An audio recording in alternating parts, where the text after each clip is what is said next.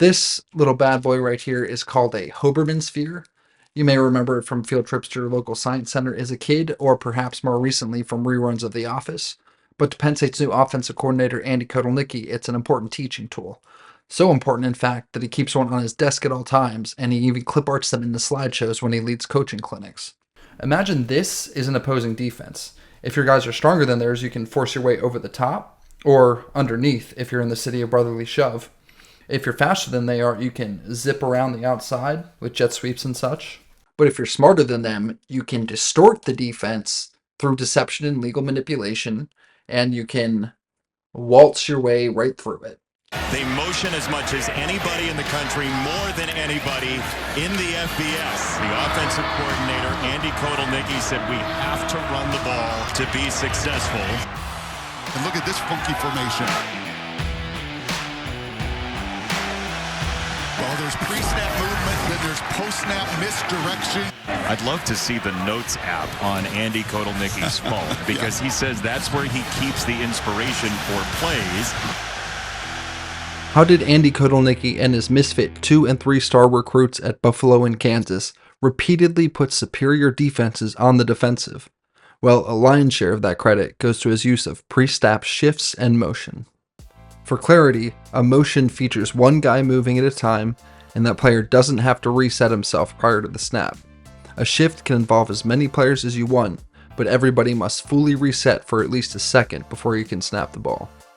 By the numbers, the Penn State Mike Yurcich offense used motion on barely a third of the Nittany Lions' total plays last year, compared to almost 2/3 for the Kansas offense under the tutelage of Coach K.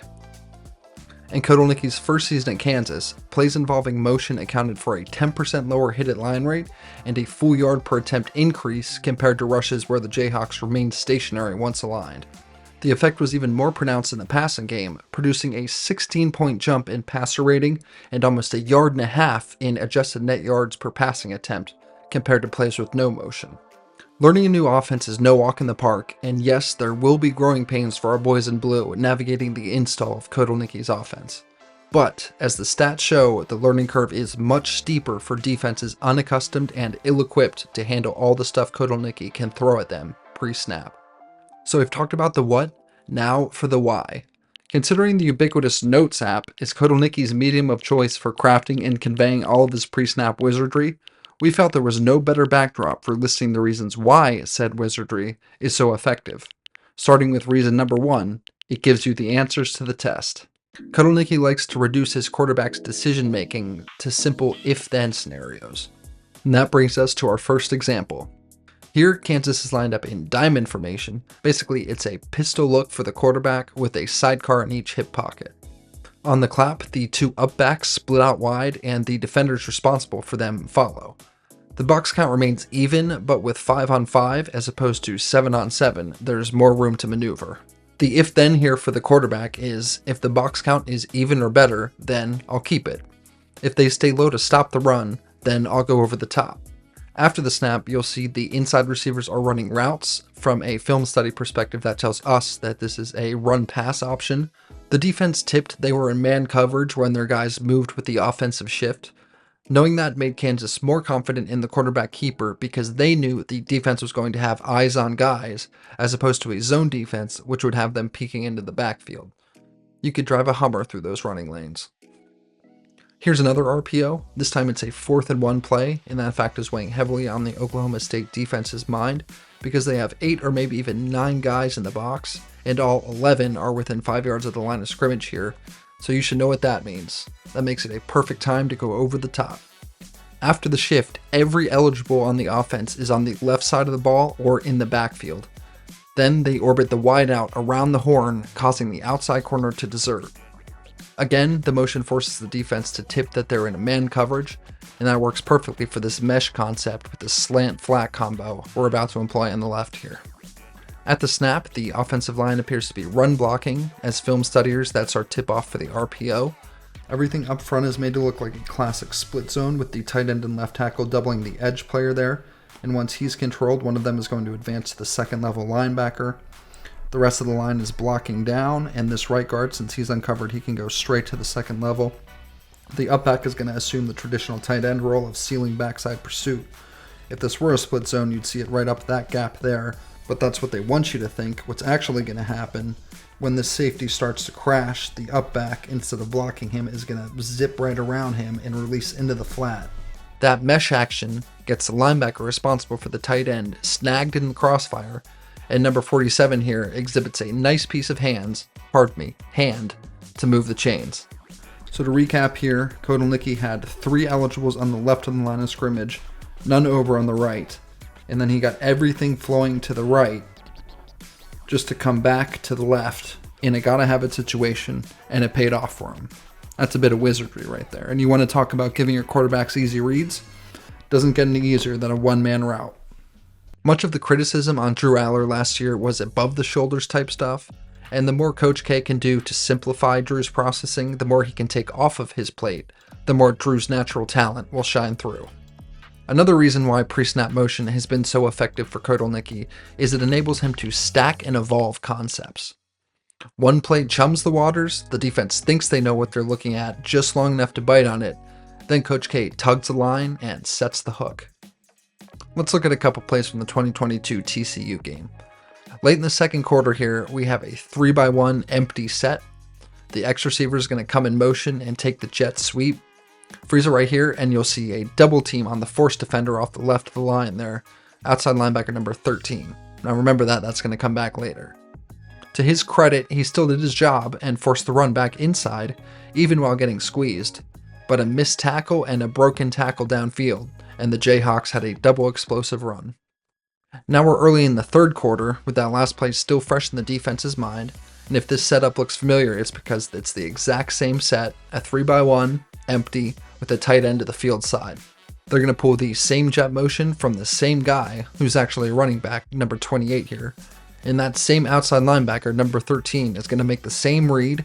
He's going to think he has the play outsmarted. He's going to think he's looking at that play from earlier. He goes out wide to preempt the double team he assumes is coming, but by the time he realizes he doesn't have a dance partner this time, the quarterback's loading up for a touchdown pass.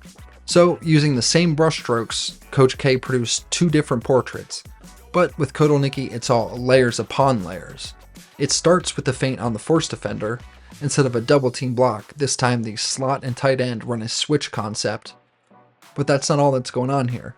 This receiver here fakes a bubble screen to draw one of the safeties down low. The slot and the switch concept is coming inside on a post to peel the other safety off the middle of the field. And boy howdy, Moses isn't the only man who could part the Red Sea. The third piece of the puzzle is manufacturing leverage and mismatches. In this case, I'm talking about the leverage of a defensive back, either inside or outside leverage. In this case, this defensive back has inside leverage on this tight end here. You can see he's lined up outside the hashes, and the defensive back is going to set up pretty much right on that hash mark there. So he's expecting this route to break towards the middle of the field, and that's a pretty logical way to hedge your bets based on the relative space available to the middle of the field compared to the outside of the field. They're going to motion that receiver towards the inner of the formation. He's going to bunch up with his buddy there. And now you're going to see from the other angle that defensive back is going to set up an outside leverage. Now there's more space available to the outside of the field. He's going to expect that route to be breaking this way to the left here. And that's exactly what Kotelnicki wants to happen, because you're going to see another switching route here with 45 and 47. 45 is going to head to the outside here, and 47 is going to cross over him and come to the inside. And 25 is going to get caught up in the wash. And it's not a great throw, but 47 does a nice job adjusting to the ball and bringing it in for a touchdown. Again, we see the diamond formation, then we're going to shift out of it to empty, and you can see the Hoberman sphere of this defense expanding already. The trickery here is they hit a receiver with 4-4 speed as a sidecar, then send him out wide where his safety was going to be forced to pick him up, and there aren't many safeties who can boast 4-4 speed. The receiver threatens vertical, but the moment he gets the safety to flip his hips to honor that downfield speed, the receiver throws on the brakes and the ball was right on his face mask. So the shift stretched the defense horizontally, the receiver's speed stressed them vertically. Some solid team football here pulls the defense apart like saltwater taffy. So obviously all this stuff is scripted before the offense gets to the line, which begs the question, why not just line up in the formation you plan to run right from the jump? In a word, confusion. It's one thing to sit in a classroom while your coach breaks down the bird's eye view of these quote-unquote trick plays.